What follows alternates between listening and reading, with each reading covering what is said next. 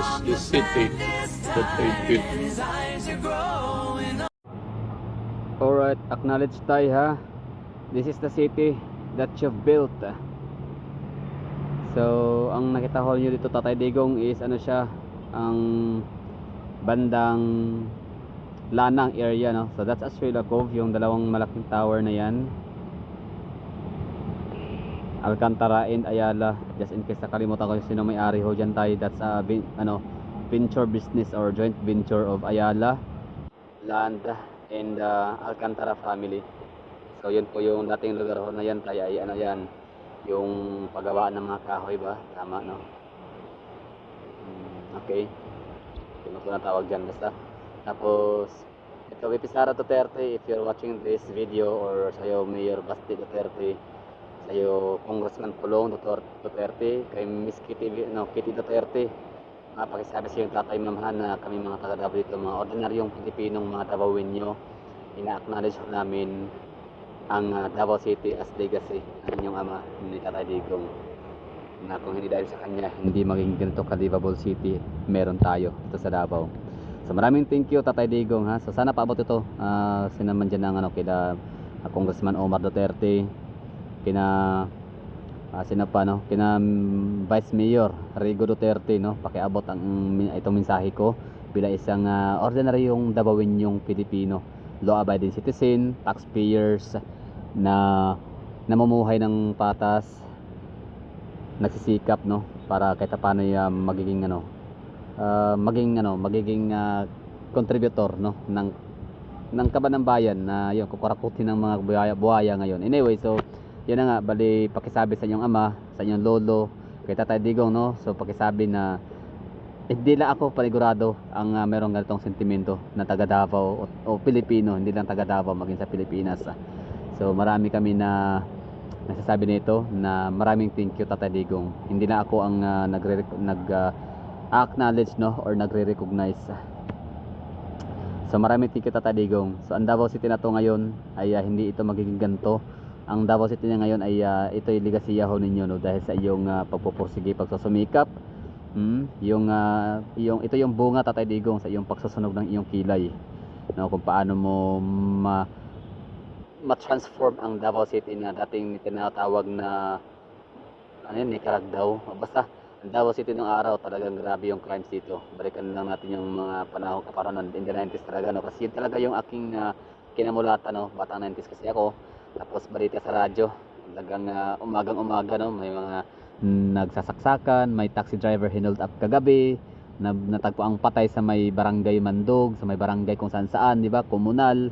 So yun yung mga balita ng araw, mga batang ginahasa, mga estudyanteng hinold up ng laban, sinaksak, patay, ganon. So mga ganong mga criminality sa Davao City, talaga nakatakot ho yun. Pero dahil nga sa iyong pagsupupursige Tatay Digong at yung decision making na very man siya, napaka controversial, no, maaring hindi kayo mananalo by next election dahil nga sa iyong ginagawang pagpapasya, no, sa iyong mga advokasya or yung mga policies. Pero hindi mo yun ininda or hindi mo yun alintana or hindi mo yun inisip, no, wala kang pakialam sa kung iboboto ka pa o hindi ng mga Davaoenyo. Ang sayo doon is magawa mo yung tama, magawa mo yung bagay na sa tingin mo ay tama at nakakabuti para sa mas nakaraming Pilipino, sabihin natin Davaoenyo, no, kasi we're talking about Davao City muna. So yun, bali hindi mo talaga parang pinagkibit balikat mo yung maaaring sabihin ng iba na yan na nga, national TV, televised ka pa dati, no, galit na galit nga number 1 si Lila de Lima sa iyo kasi nga sa ginagawa mong sabi nga na kamay na bakal, no. Pero yun naman talaga kailangan natin sa Pilipinas, sa dami ba ng mga demonyo nakatira dito, sa daming mga kriminal, no, walang takot, walang habas na pumaslang ng mga walang kalaban-laban ng mga Pilipino. Kaya nararapat lang talaga na magkaroon ng kamay na bakal na liderato.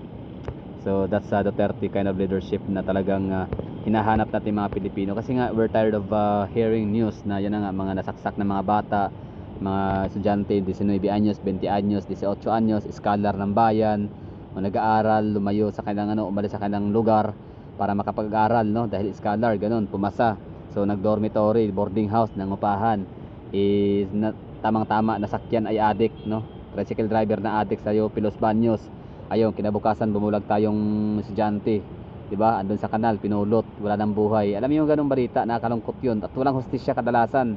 O kasi nga may mga pagkakataon, marami, mostly talaga yung mga nasasangkot sa mga ganyang kriminal, mga maimpluwensya ang pamilya. Oo, yung mga parents, yung mga magulang ay mayor or police, yung mga ganun, no? Basta may mga kapit malalakas ang impluwensya, kaya hindi nabibigyan ng agarang hustisya, sobrang tagal. Kaya ang mga taga Davao or tayo mga Pilipino, gusto talaga natin yung ganun, no, ng mga liderato, kamay na bakal, yung walang takot ba, or hindi takot na hindi naman manalo sa next election. Kasi nga hindi sila power greedy, no, hindi sila uhaw, hindi sila sugapa sa kapangyarihan.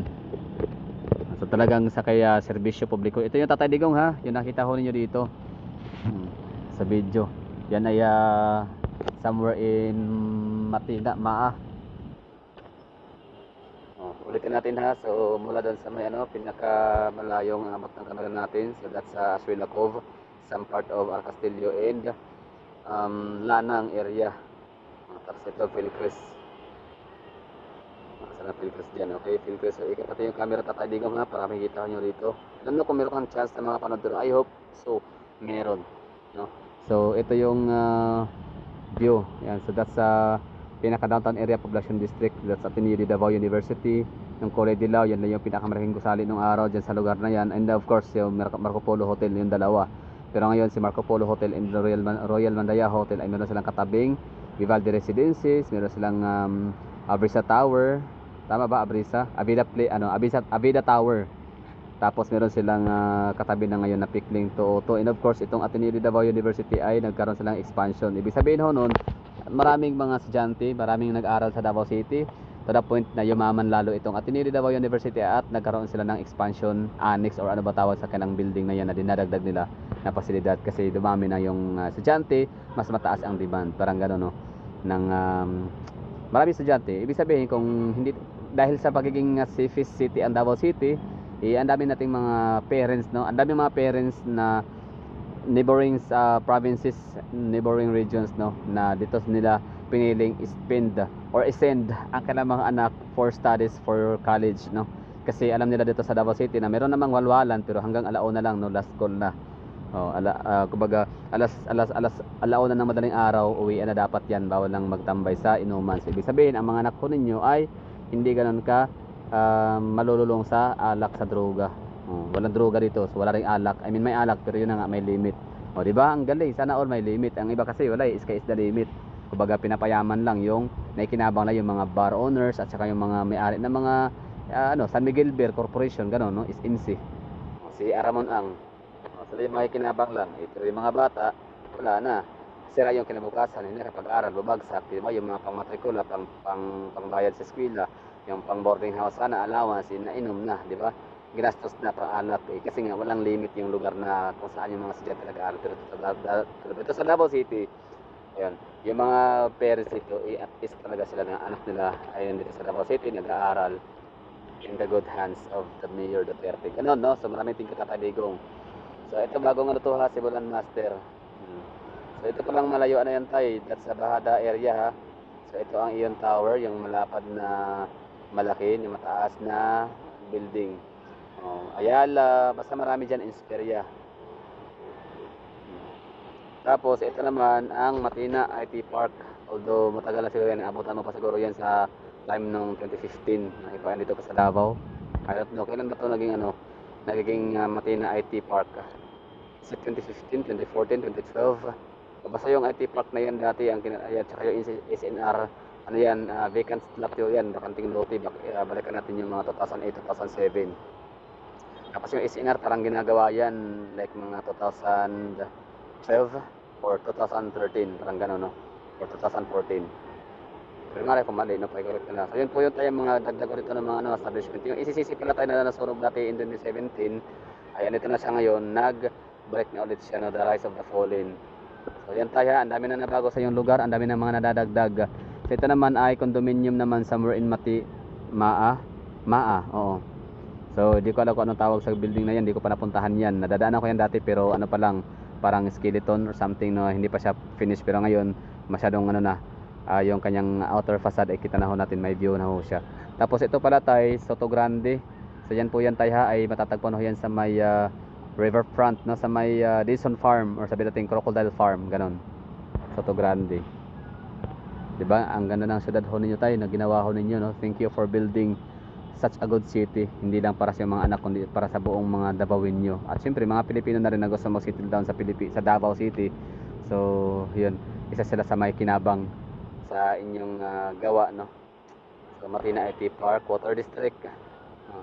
Shrine Hills, Matina. Basta ang dami ng tao sa Davao, Tatay Digong, ang dami ng tao sa Davao. Hindi na kahit pa kahit pa hindi na kailangan mga anak ng mga taga Davao, dumadami pa rin ang population dito kasi ang dami mga nagma-migrate dahil nga sa talagang believe sila, no, hanga sila sa Davao City dahil nga sa malinis, organized, disiplinado ang mga tao, tapos safe talaga siya. Tapos pataas din ang consumption power or purchasing power ng mga taga Davao. Kaya ang daming mga nagtatayo dito ng mga establishments, Jollibee, ganyan, McDonald's, mga restaurants, coffee shops, o kahit yung Starbucks, ang ganda ng Starbucks sa Davao, Tatay Digong, no, kung sana alam mo yan. So mataas ang purchasing power sa Davao City.